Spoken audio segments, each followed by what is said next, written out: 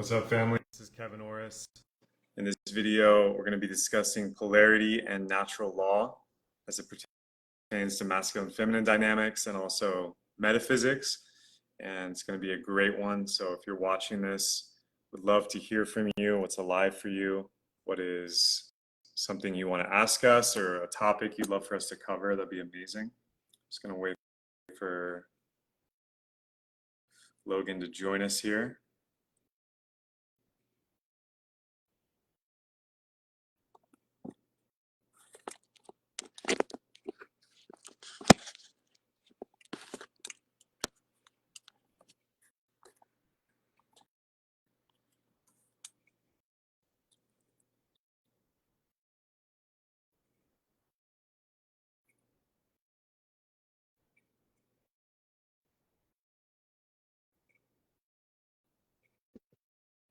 All right.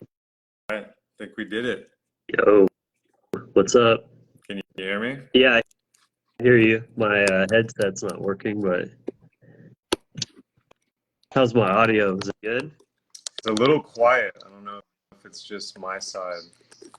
If someone's watching, can you hear me? Can you hear Logan all right? How about now? Oh yeah, it's way better. Oh yeah, it like jumped to my other headset, so I guess I'm using my trucker headset. Let's truck it out, bro. What's going on, man? Good to see you, brother. How are you? I'm doing very well, thank you. Nice. Happy Freedom Day. Yeah, America. LOL. Right? Pure freedom. That's right.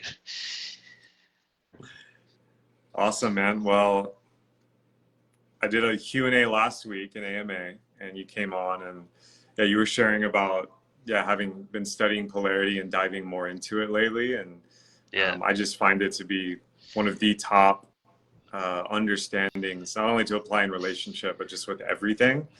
And I would love to kind of hear your opening take on, what is polarity for you? Why is it important? And a little bit about, like what it means to you, and give your riff, and then we can just dive in. Absolutely. Love it. I fully agree with your take on that as well.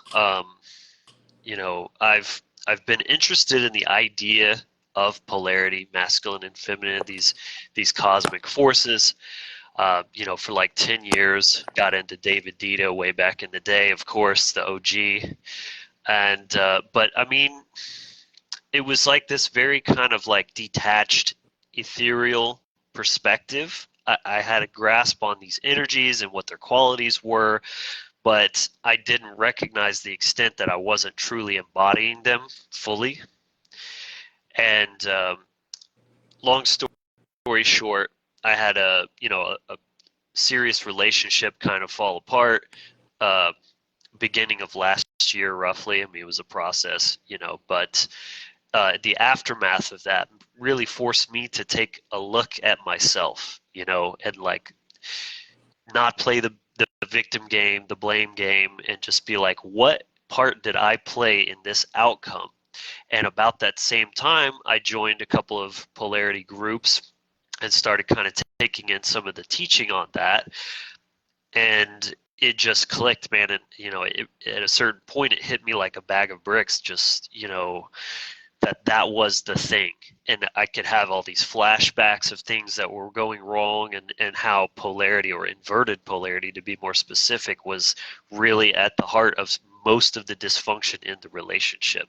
So again, taking what's mine and not taking what's not mine, as far as the responsibility goes, I'm like, this was the missing piece. So I really dove in head first and wanted to have a really good grasp on the fundamentals of this new paradigm. And that's kind of just how I am, how I operate. I go through these paradigm shifts every so many years. I'll come across this new idea that changes a whole perspective on things, and then you have to kind of go through that period of integration, right? You have to rewire your brain with this new way of thinking and be like, well, I used to think this about it.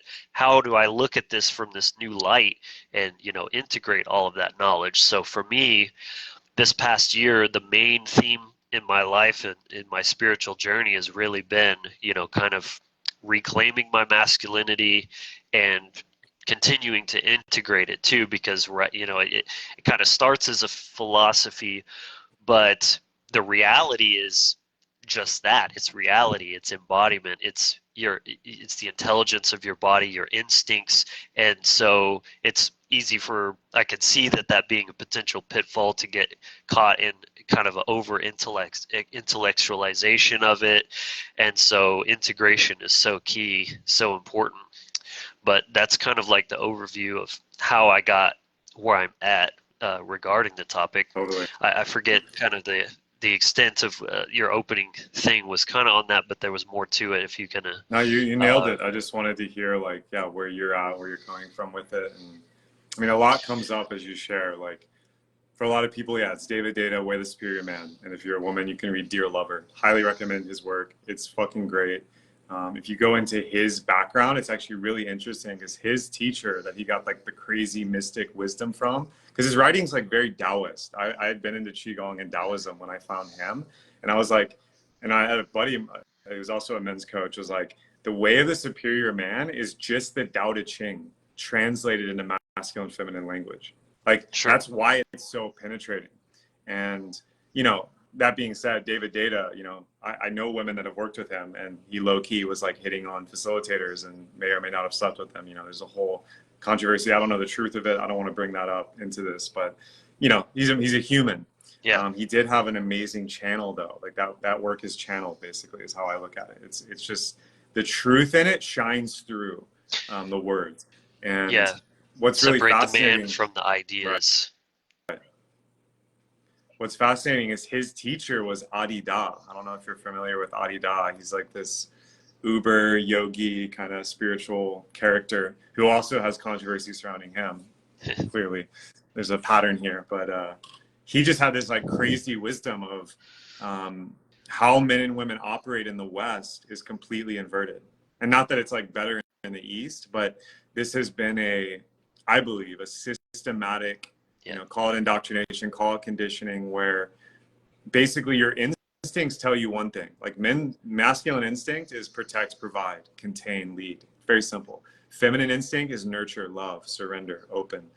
But all since World War II, basically, there's been a barrage through media, movies, Hollywood, mythology, you name it, politics, priests, all this stuff of the opposite, where it's like, as a man, it's like, no, like you need to just suck it up and you need to go out and self-sacrifice. You need to do this, you need to do that. You need to be a yes man. Show up to your job, get married, have kids, do it this way. If you're a woman, you also should do that. You need to go get a job. You need to hustle. You're a strong, independent woman. You don't need a man, although if you want a family, this is how you're going to show up.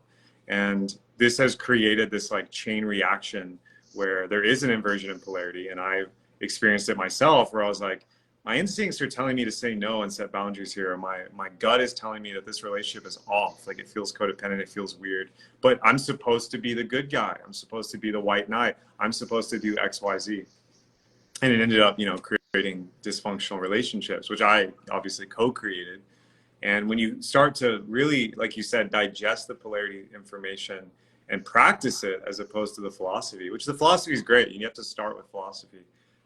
What you find is that when you actually practice polarity as a man today in the modern dating arena, a lot of people would say, oh, you're a toxic man, or this is pro men. You should be pro women. There's this whole idea that masculinity itself is somehow bad, anti-woman.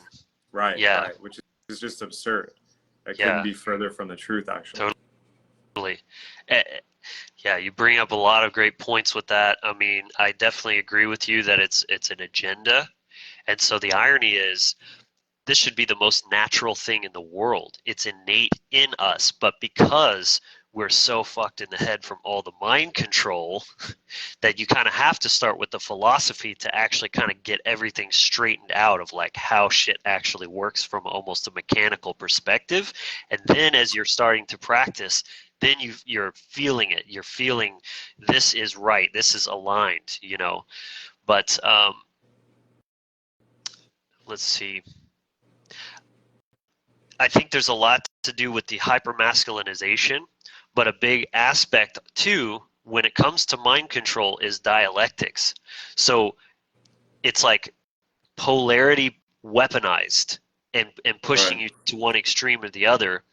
So if they want to emasculate men and masculinize women, however, if they won't be that, sometimes the pendulum swings the other direction because this is how trauma works. It creates these pendulum swings. So if the man won't be emasculated, then they want him the toxic masculine, the domineering, heartless, careless kind of tyrant archetype, and then the feminine being the overly submissive or basically at the sacrifice of autonomy, and the doormat archetype, the martyr, the victim, that sort of thing. So I mean that's where you get into kind of the nuance of it, because it's not super black and white, but yeah, I think the best way to approach this from the understanding that these are cosmic principles. It's so much bigger than man and woman or even humans, right? So that's one of the biggest fallacies with this whole gender theory movement, is that this is all just human constructs and these gender roles, so to speak, are oppressive, rather than, and myself being a pagan and animist, I take all my truth directly from nature, from firsthand experience of how the universe actually operates, and seeing everything as archetypal. So when you see these aren't human constructs, these are energetic forces that are creating literally everything. It's the creation aspect, the procreation of the universe, and this experience itself. It's so innate to everything about our experience.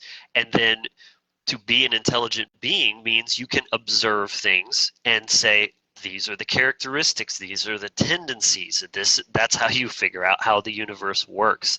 So you have to start with that as the foundational basis in terms of understanding what these energies actually are. But for me, like I said, to kind of go into more detail about what I meant when I said I've been studying this for a while, but I was missing some kind of key aspects of it. And what I mean is, it was this very kind of like homogenized, like, yes, masculine and feminine are things, but we need to really be balanced and we need to really have both. And that's true, but just to a small extent. So it's not like this 50-50, you need to be half masculine, half feminine, everyone just right down the middle, partnerships 50-50 right down the middle. That was kind of the false paradigm of how I was applying these ideas. Whereas really, I think there's so much wisdom in just looking at the yin yang. It's great you're mentioning the Tao and all of that, because it's amazing how a single symbol can contain so much information. And if you look, you're not just embodying the whole circle. As a man, you're one piece of that, and then you have that other little speck, to kind of offset things, and that's the part that brings balance. It's not a 50-50, because 50-50 is neutral. If you're neutral, you're neutered.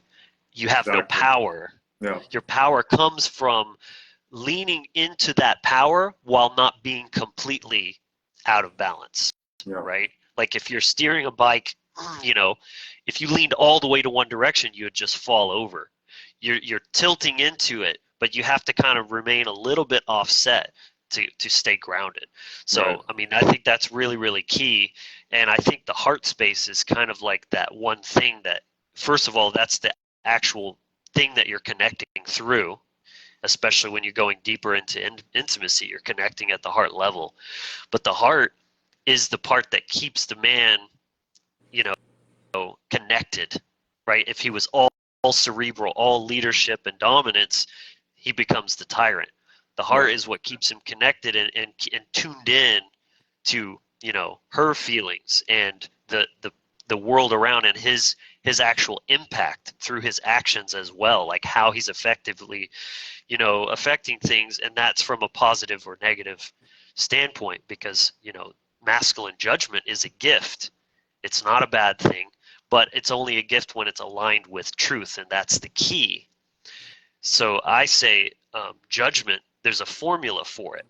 See, the New Age community likes to kind of neuter that as well. And they're like, well, I prefer discernment, right? It's a little less icky of a word. But no, that takes the essence of it away, because judgment is discernment plus value. Right. And that's Plus why action. There's actually action being implemented. It's not just like, oh, I've discerned this. I don't know if it's good, but I don't want to impact you. So I'm just gonna, no, like, that's true. if someone breaks into your house right now, you're not going to use discernment. You're going to use decisive judgment and action, and boom, like defense and like execution. So yeah, you're picking up, there's so much here. Like, it's funny because, like, you know, I work with people on like improving their relationship and intimacy and like getting skilled at dating, right? And there's so much there and it's so good, but a lot of it is just unlearning, because on one side, polarity has been inverted and there's like propaganda about polarity. Strong, independent woman, I don't need no man, you know, Yas queen, like, and a lot of the queer tolerance agenda, like, it's weird. Like, I'm like, why is there so much focus on this? Like, there's literally people living in boxes on the street right now, and like, that's not even touched. But suddenly the news cares deeply that trans people everywhere have rights equal, you know. Really, really, really fascinating to me. I think I'm losing you there, Logan. I don't know if you can hear me. You're frozen right now. Can y'all hear me in the comments?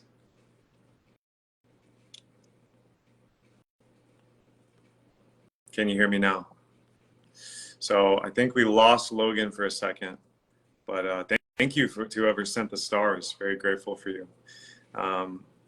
So on one side, polarity itself has been weaponized because women have been made to think they need to act like men, especially in the workplace.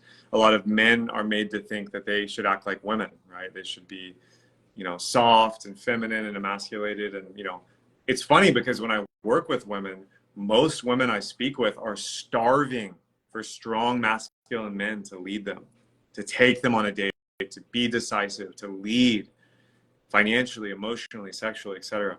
Like, most women I know behind closed doors will say that. And the New Age community on another level is also psyoped and co-opted and has like a bunch of negative agenda stuff happening because they buy into this 50-50 thing. It's all fluid, gender's not real, we're just souls, you know, this is duality based, this is not true. And yes, on one level of consciousness and like the all oneness of God, goddess, like creation, yeah, there is no gender in terms of like man and woman as we know them. And you can have that experience in altered states. But in terms of the day-to-day reality, 99.9% of your time in this body on earth and this beautiful experience in life, yeah, it does matter. And it's extremely important to understand it, to practice it, to live it. And it's not useful to go around downplaying it or saying that it doesn't matter and that it's not useful. Like, that's where a lot of people end up in, you know, negative, tilted relationships. They wonder why they can't have a healthy relationship, or they're in toxic, abusive, codependent, impotent relationships. It's because this idea that you can be 50-50 perfectly balanced all the time, it's not true. The yin yang isn't 50-50. It's not just a circle with black and white. It's that very unique balance between the yin and the yang, where they have a little bit of the other inside. And that's the energy that creates balance and homeostasis. And balance does not equal perfect equality. Balance is dynamic. Balance is a little edgy. Balance has energy to it. That's exactly right what Logan said, that if you're neutral, you're neutered. You actually don't have potency of creation. You can't say no.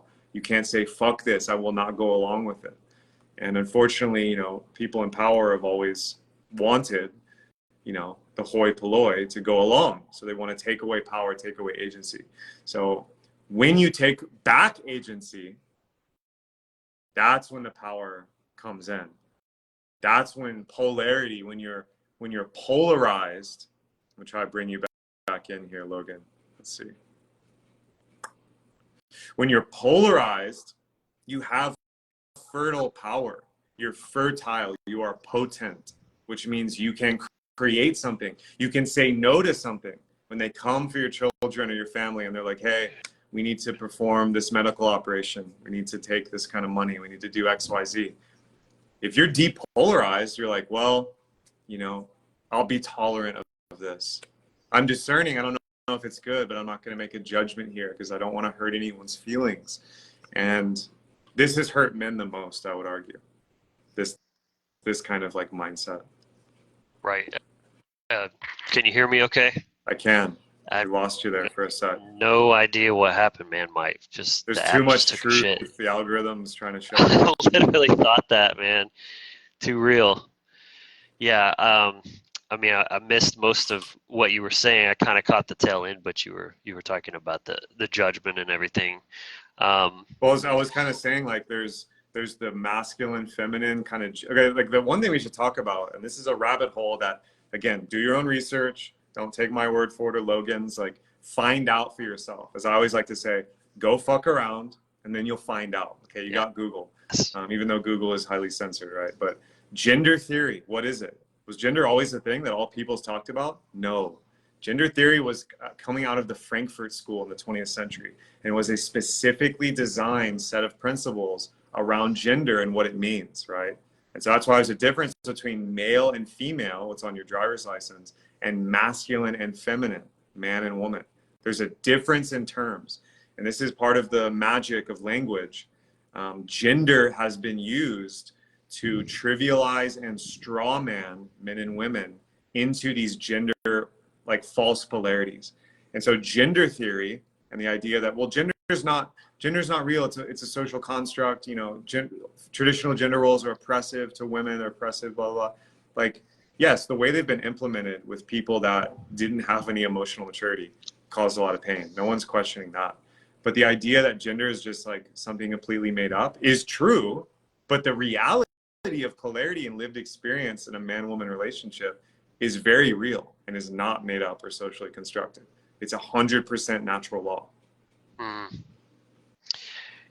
Yeah, it's like saying, you know, because people invented umbrellas that like weather is, you know, a human construct. It's like, no, Right. we created things around what is already existent to respond to that.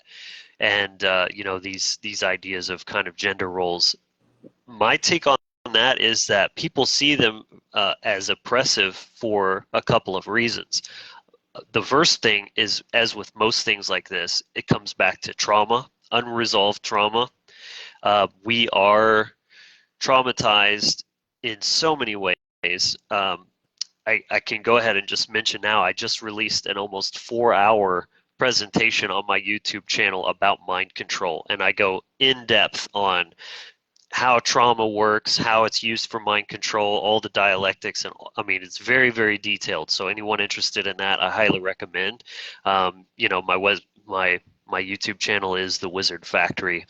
I can plug that more towards the end, but just mentioning that because the trauma is general, but it's also very gender specific as well. I actually plan on doing a presentation just on the weaponization of gender. And I mean, there's everything from hormonal disruption, you know, in the food and the pharmaceuticals. I mean, we're assaulted at the biological level and you know, the energetic and mental level as well. And, you know, things like government is emasculating. You know, there's circumcision, there's all kinds of just built-in systemic traumas that are normalized, that are constantly creating trauma around our, I mean, again, just taking circumcision, for example. You're being told at birth, not verbally, but through assaults, that your very manhood is such a problem that they have to go and start carving you up. You know, that's just one example. What does that Complete do to your insanity. mind? That, you know, you're born so imperfect that they have to do a procedure like that to fix you. I mean, that's gaslighting, you know, built in, basically. So I mean, it's so deep, it's so malicious, but Which that just to kind of speaks give to that the power of perspective. religion. That speaks to the insanity of like the most precious, innocent life form, a Yeah, baby human being. You're going to take a knife to their most sensitive and sacred part of their body. And like that has been supported by religion for thousands and thousands of years. And like, it's unquestionable for a lot of people when I bring that up.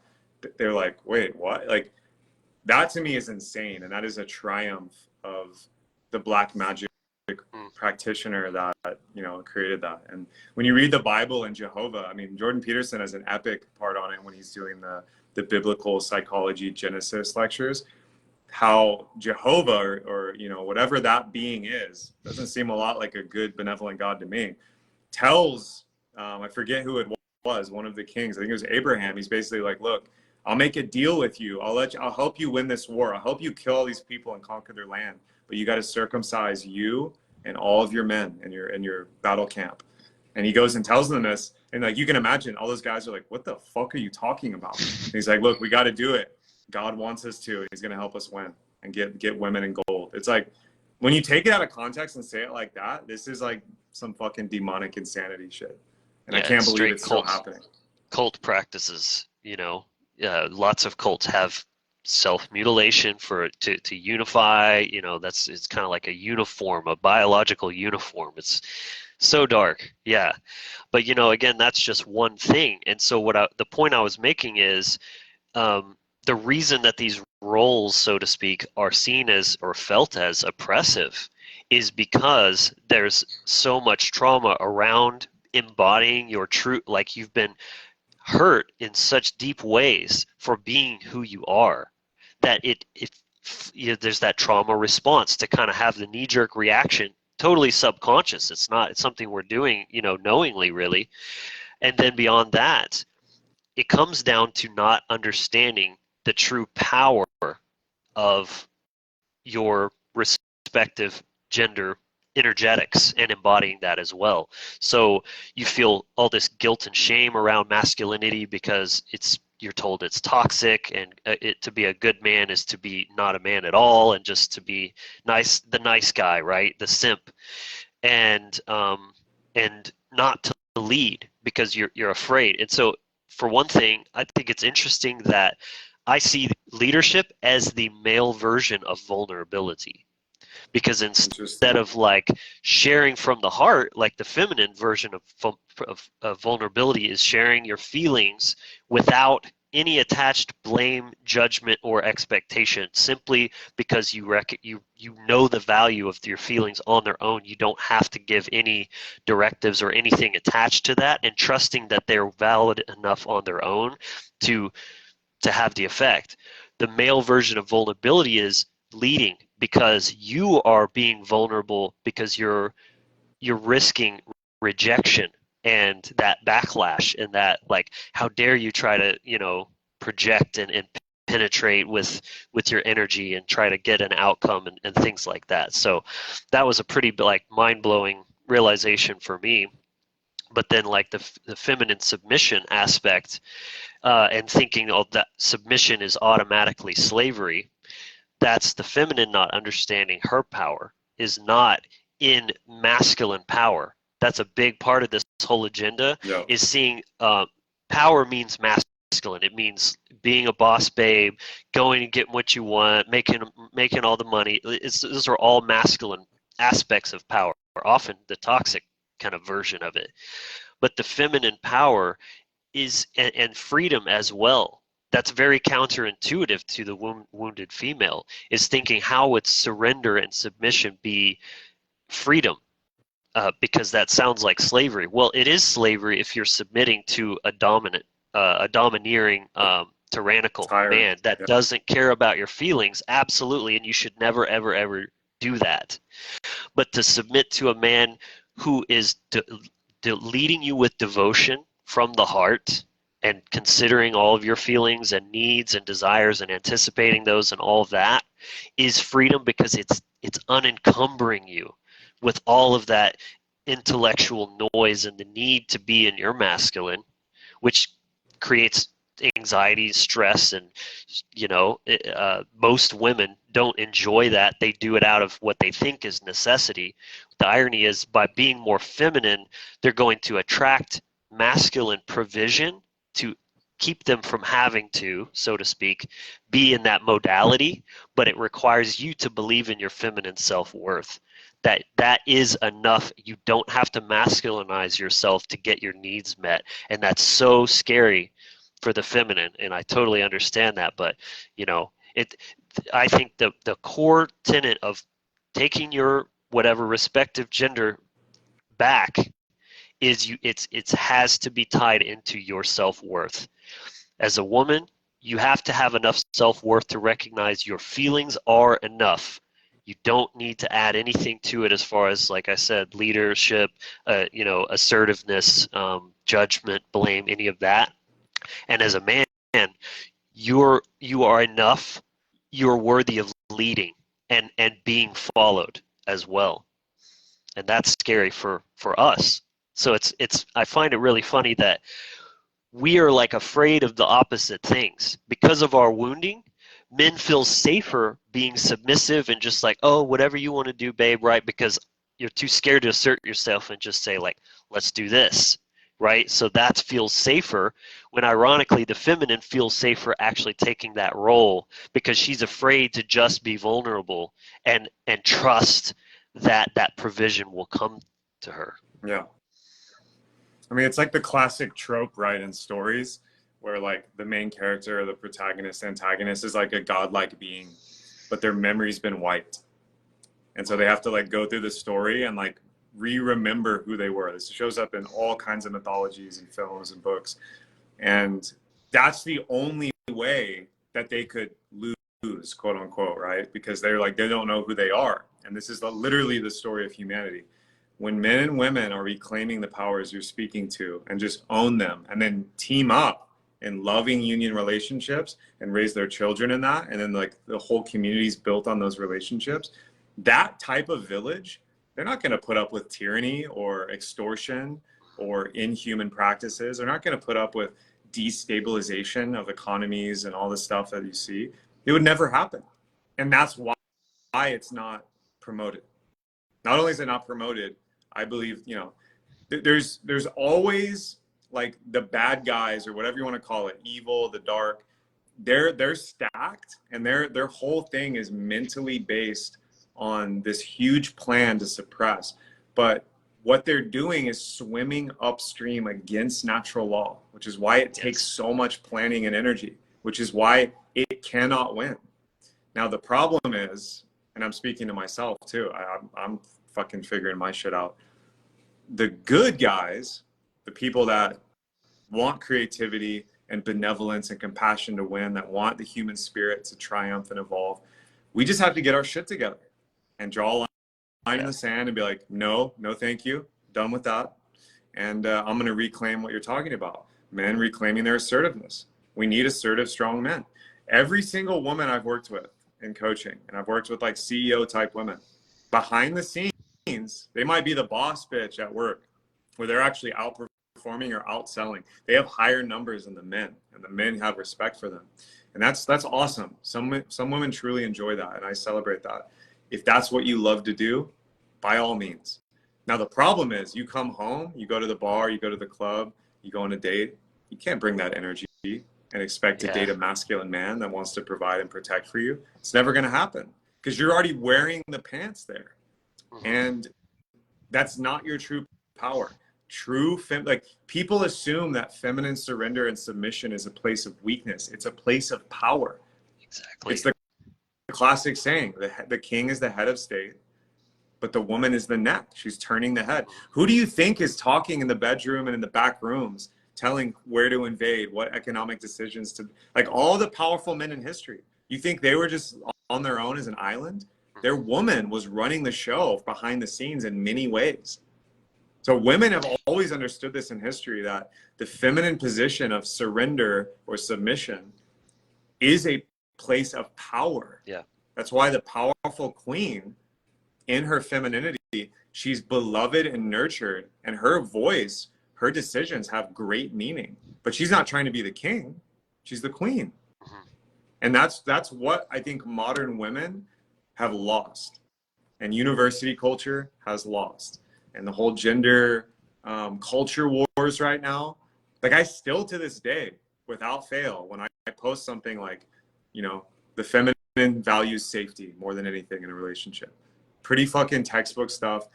Vast majority of people silently like and share it. There's always a comment from someone that's like, women can make themselves safe. This implies that women need to be safe from a man, and this is fucked up, and this is toxic masculinity. You're gaslight. You know, those people that have that belief, I look at it as an egregore, or it's a thought form that comes through them. It has nothing to do with their lived experience. If I examined their life and looked at it like slice of life, that has nothing to do with their lived experience, because they deeply crave it. I know it because they're a human being. They're living from their trauma. Yeah. That's, yeah, it really all comes back to that. So when it comes to, I want to talk about this idea of there being rules, right? These rules of polarity. Well, I love that you included natural law in the title, you know, of this talk, because they're inextricably linked. Polarity is an extension of natural law. You cannot separate from that. And we don't make the rules. We can break the rules. That's what's fundamental to understand about natural law. Is the natural law is not preventative, it's consequential. Right. It respects free will. You can do whatever you want, but there's going to be a produced outcome from it. So just like saying, oh, I really want to learn guitar, but oh, you mean I've got to practice and I got to learn these scales? Oh, all these rules, it's so oppressive. No, that's just going against how the universe actually works. I mean, you can think you're going to learn guitar and just mess around and not actually like learn the rules and play by the rules, but you're not. You can do that, you have that freedom, but you're not going to get the outcome that you say that you want. So that's the thing about these polarity rules. It's like you can find whatever you think works best in your relationship. It is a personal thing. It's a subjective thing to a degree. How you play is subjective. The rules themselves are objective, but it's up to you how far you want to go into it, and that's going to directly relate to the results that you get. So you can pick and choose and try to work around the rules, and maybe you can get away with that to some extent, but the more you try to play around and get too wishy-washy with it, your polarity is going to suffer the consequences. Right. And that's just how it is. But again, it's not oppressive. It's actually, to learn the rules is to learn your power. That's where the empowerment comes from. It's the exact opposite of oppression. Right. But you have to learn what the rules are and then figure out how to make that work for you. Yeah, it's like you're sailing and there's a super strong prevailing wind blowing, but you're trying to paddle against it and then complaining that the ocean and the sky is against you. Right. Meanwhile, you could just open your sail and gain the momentum and go exactly where you need to go. Now you have to navigate. You need to learn how the sails work, and you need to understand where the wind's blowing. But a lot of people in relationships, I mean, you got to wonder, like, stats don't lie. Like, there's obviously trends happening. Why is divorce rate insane? It's astronomical. Like, I'm learning this now from a new client who actually helps people mediate divorce. The divorce industry is $1 billion industry, by the way. There's a lot of money in failed polarity, it turns out. Wow. The divorce rate's higher than it's ever been. Now, some people will say, well, back in the day, you couldn't get divorced because you would get stoned as a woman in ancient times, or Christianity looked down on it. It's like, fair enough. Some relationships are abusive and fucked up, and they should end. So let's support that in law. I'm for that. But why are so many people getting divorced? Very small fraction are actually that kind. Why is infidelity so high? Why is polyamory now this like super glamorous thing? I see so many people saying monogamy is dead. You know, monogamy won't exist in 10 years. Like, this is like, to me, I see a lot of people at this time in history, which I think we're approaching, you know, the omega point. It's basically like all the graphs you can imagine are going exponential. They're all the hockey stick of exponential growth. You know, with AI on the horizon, with people starting to augment their bodies. You know, once the cyborg layer comes and like body augmentation, yeah, people are gonna go fucking nuts. You know, I identify as a pineapple and you need to respect me. I change my body into a pineapple. It's like, hey, great, free will. Well, pro free I will. identify as a pizza, so let's get together, make some love. There you go. There you go. You know, that stuff's gonna happen, and yet most normal, I say normal as in human men and women, will return to natural law because it's the only recourse. As chaos increases, order must increase. It's just equilibrium. Nothing's going to change Right. that.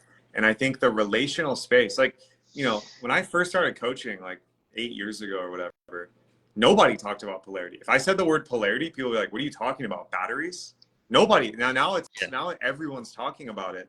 And I think this is a great sign because people are starting to ask questions. Why is my relationship not working? Why do I keep getting ghosted on Tinder? Why did that guy just sleep with me and then never talk to me again? Why is my marriage failing and my wife doesn't respect me and I feel like I can't be in leadership? This is basic 101 human stuff that we should have learned in school. And ideally our parents would have demonstrated for us.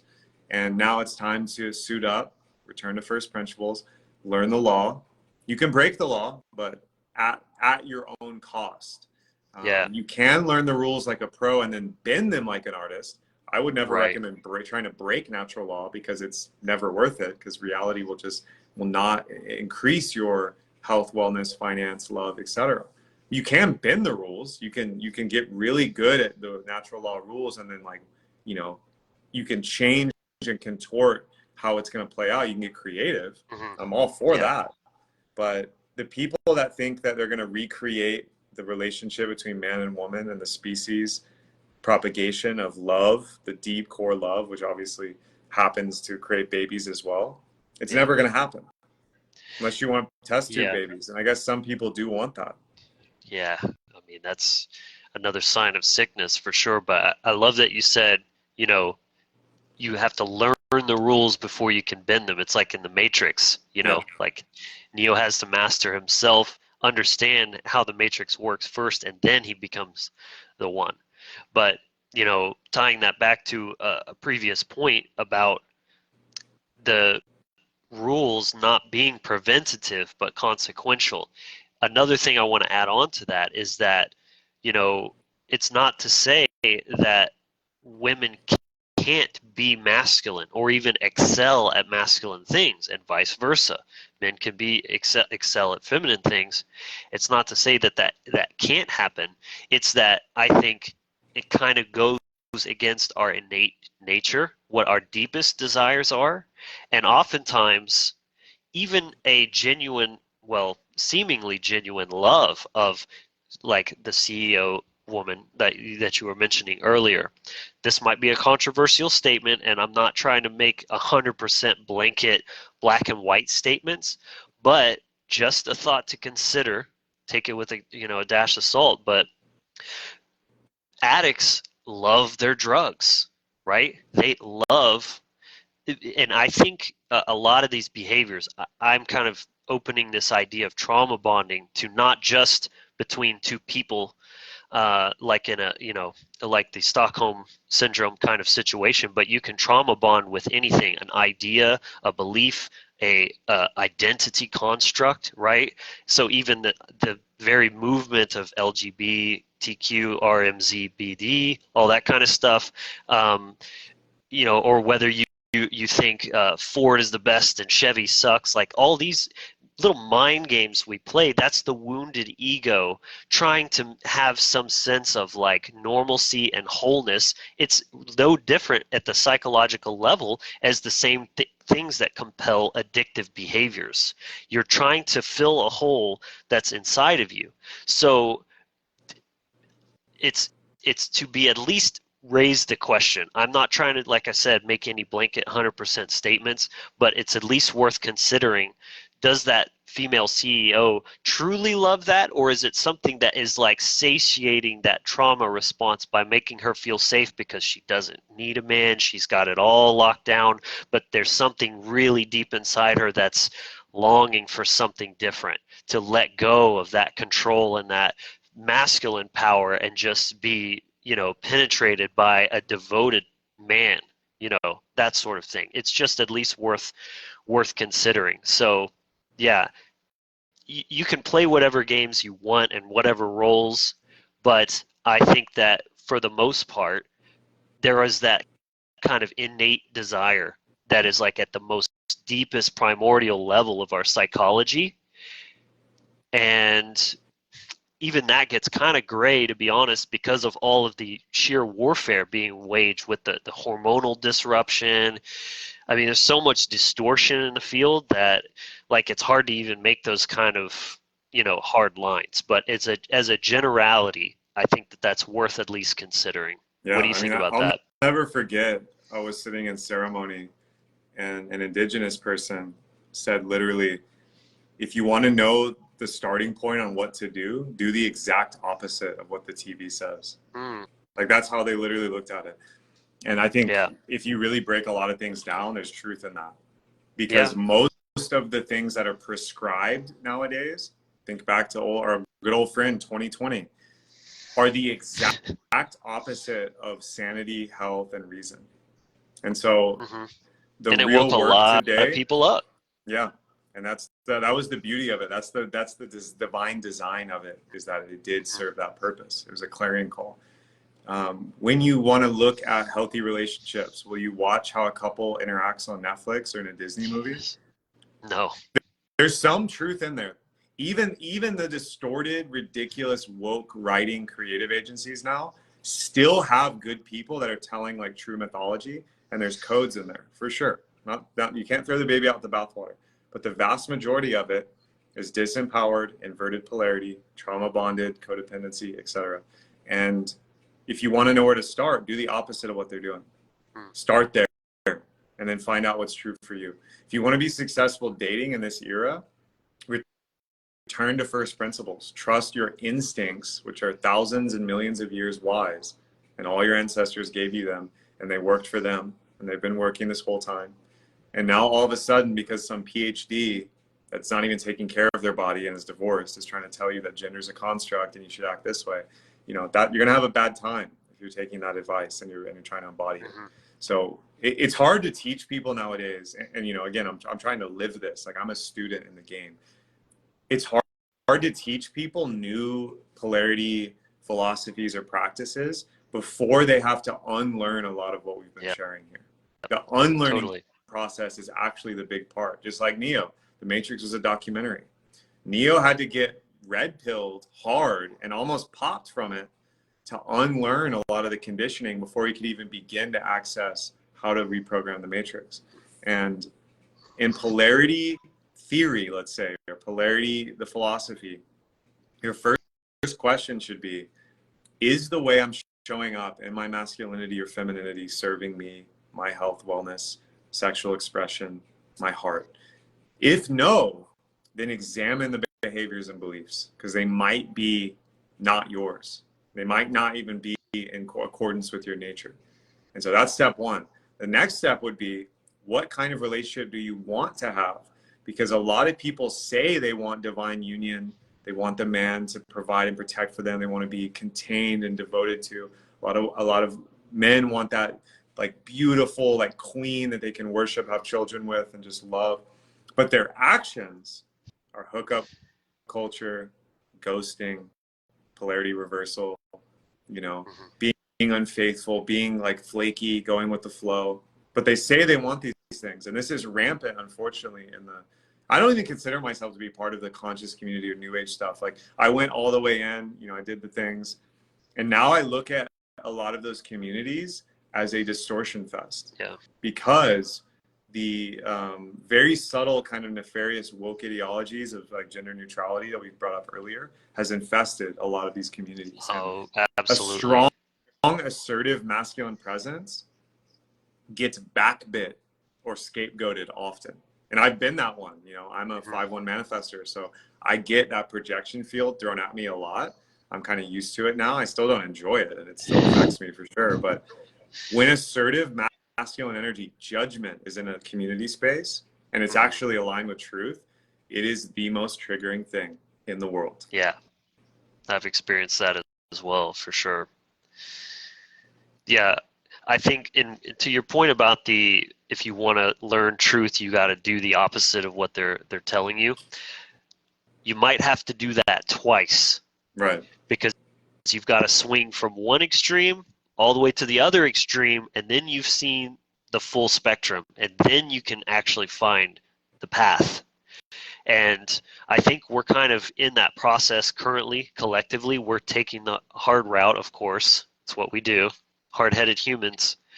But there's, speaking to, we're talking about the conscious slash new age community. There's a lot of this kind of anti-duality, like duality is this icky thing, and we got to evolve past that into unity consciousness and all this kind of thing. That's another false paradigm. I've coined what I call triality. So you're not negating, you're not, unity is all about homogenizing everything. It's just all the same. Everything is just one. It's all divine consciousness. What's the difference, right? It's the same kind of goes hand in hand with this anti-judgment of like, oh, well, it's all just different things having experience. There's no good, there's no evil. It's moral relativism, which is one of the worst mental states one can be in.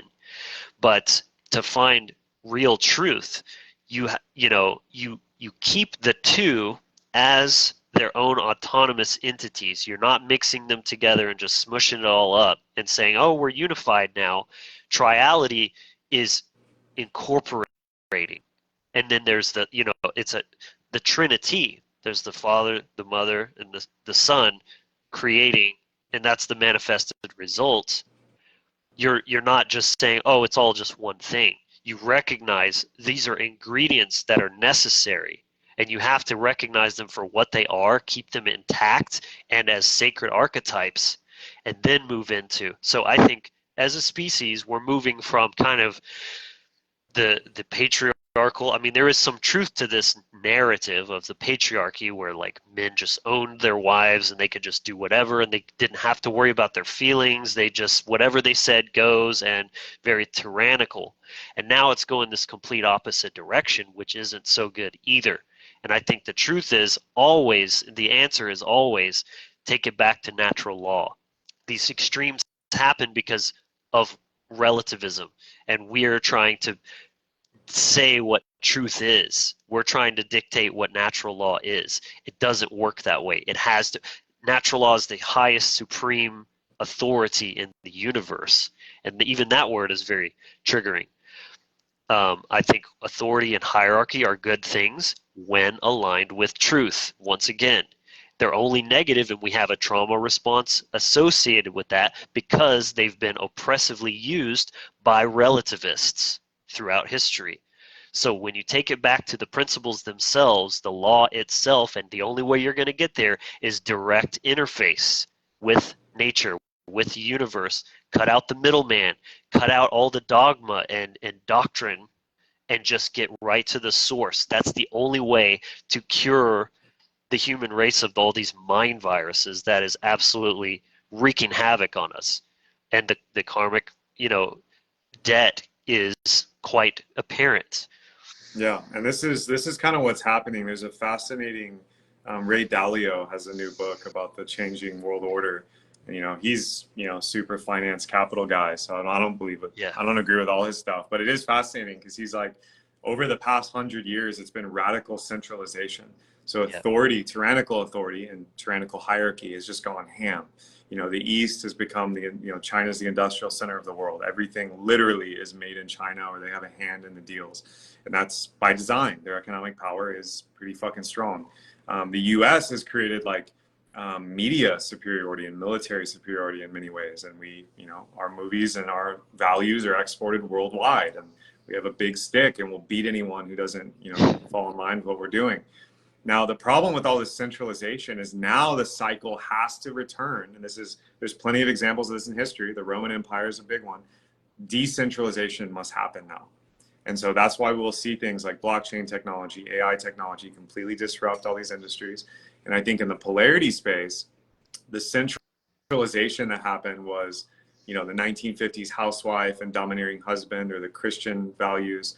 They must be decentralized. And that's why polyamory and all these ideologies around divine union and twin flames are promulgating. It makes sense. But the real decentralization is returning to, I believe, the village and divine union. And that means natural law, polarity, masculine and feminine beings coming together in harmony. Someone was sharing a comment around, a powerful man having a powerful woman behind him. that's powerful. Like, again, back to the very real example of someone breaks into your house. You're not, as the man, you're not going to push the woman forward and be like, hey, go deal with that. You're going to You're step forward as powerful, the man. right? Go ahead. Yeah. You're a strong, Yeah. independent woman. Defend us. It's never going to happen. And even the most like fourth wave ultra feminists in that situation would instantly become surrendered feminine if their instincts were online and they weren't completely, brain dead. So what happens when a man is in his power and leading from the heart, aligned with truth? He can be high on the hierarchy. He can have status. He can be dominant. But if he's connected to his heart and truth and he's in integrity, the women, not just his woman, his queen, his lover, but the women in the community will support that because it benefits everyone. It benefits the children. It benefits the elderly. It benefits everyone.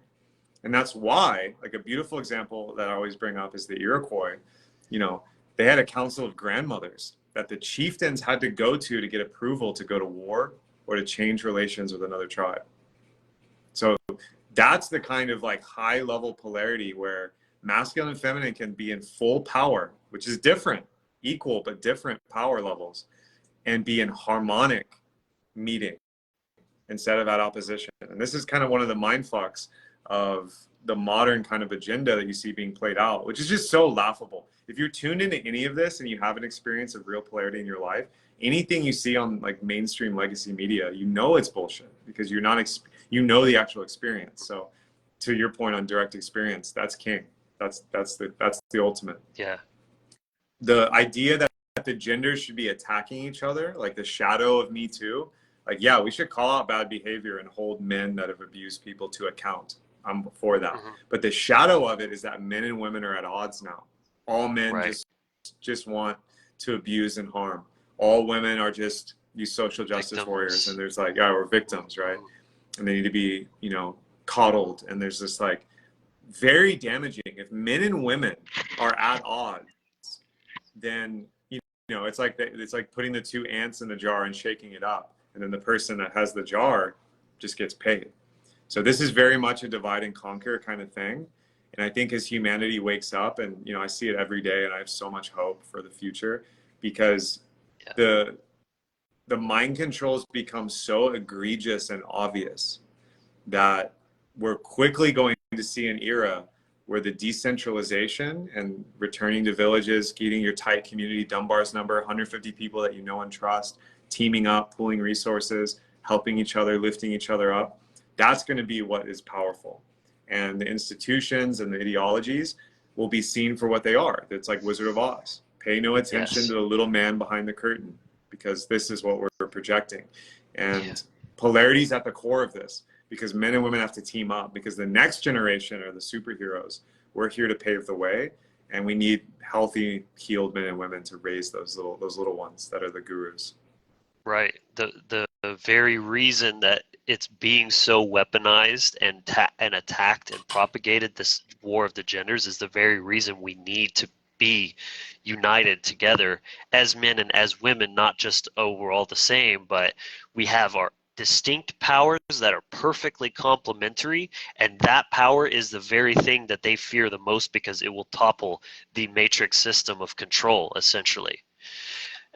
There's a comment, Kat Amrita here is asking, do I have more content on this of relativism versus natural law? Yes, this is what my channel is primarily focused on, so definitely check out my channel, The Wizard Factory, on YouTube mostly.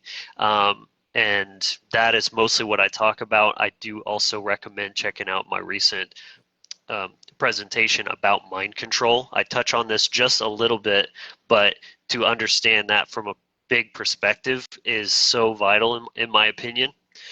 But I want to make this point because I think it's so crucial when we're talking about, you're mentioning, Kevin, this shift that we're moving towards decentralization.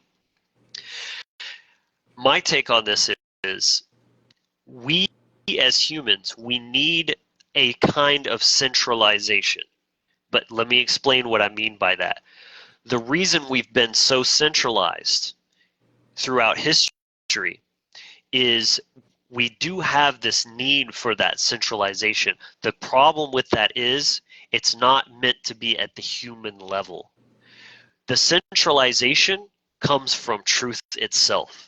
Truth is the highest authority. It is the centralized authority, and it is the great unifier. Think about any conflict that has ever existed. It's always just two warring perspectives that don't align. Truth, it resolves all of that. And so the problem is all of this human centralized power is a product of men and women thinking they can be a proxy of that authority that only truth can ever be. And that is the inherent problem with the control system itself, being this so-called authority. Human authority over other human beings is a myth. In fact, it's the most dangerous superstition that has ever existed. That is the root of pretty much all the problems that we have, and that must be understood. So again, we're, I think, moving now towards decentralization of human power, which is great. The thing is, that will only be successful if we move towards the centralization of truth as the great unifier. So this idea that, oh, we can all just believe different things and just be all peachy, I mean, to some degree, yes, we do have authority of our own minds. We have the right to take in knowledge, form our own beliefs about things. That is essential to freedom. However, the idea that we can all just believe whatever we want and think that things are going to work great, it's not. It's really not. It's a recipe for disaster. That's why truth has to be that centralized authority that we're all basing our behavior on, especially when it comes to objective morality, because that is the crux of what you can and cannot do as a human. Again, natural law is not preventative. That's why we've got, I mean, murder's illegal. People still do it, right? It's not about what you can't, what you don't have the ability to do. It's learning what you have the right to do. Learning Well what your said. rights are by knowing what your wrongs are. And there's only 7 of them. The true 7 deadly sins: assault, murder, rape, theft, trespass, coercion, and deception.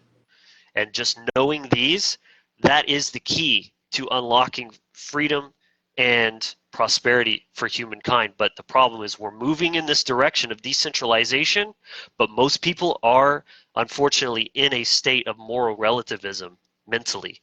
They don't Right. yet understand that. So that has to come first, and that's why my channel is all about teaching this, because it's absolutely the most essential thing. Yeah, I love that, brother. We'll end on that note. We could go on forever here. Yeah. Definitely drop your channel in the comments here. I know you have a Facebook page too for Wizard Factory where they can check out, because I know Facebook does not like Google links because they own YouTube, but we'll put it in the comments anyway. I'll So put make my sure my link tree down there, Yeah. so it'll have everything connected. Solid. But yeah, I appreciate the time, this great conversation with you, man. I've really enjoyed it, and I hope it was useful to the viewers, and hopefully y'all will come and check out more of my work. I've got quite a bit. Yeah, make sure you're following Logan here and check out his channel, The Wizard Factory. If you're watching this later, type in replay and share in the comments, you know, something that popped off for you. There's a lot of truth bombs in here. I know it's a lot to take in, and I kind of unfiltered myself, which I don't usually do. But it was fun, and it seems like people enjoyed it. Make sure you share this if you're watching live and you loved it, or tag somebody that would really resonate with this material. And if you're not already in my group, the Polarity Dojo, and you want to do more learning and share stories and get some of the exclusive content in there, make sure you join that. I'll drop that in the comments as well. And Logan, my brother, big love for you, man. We'll Same do to you, this man. again. Big respect to everything you're doing. Cheers. Thanks for having me. Thank y'all. Bye, everyone.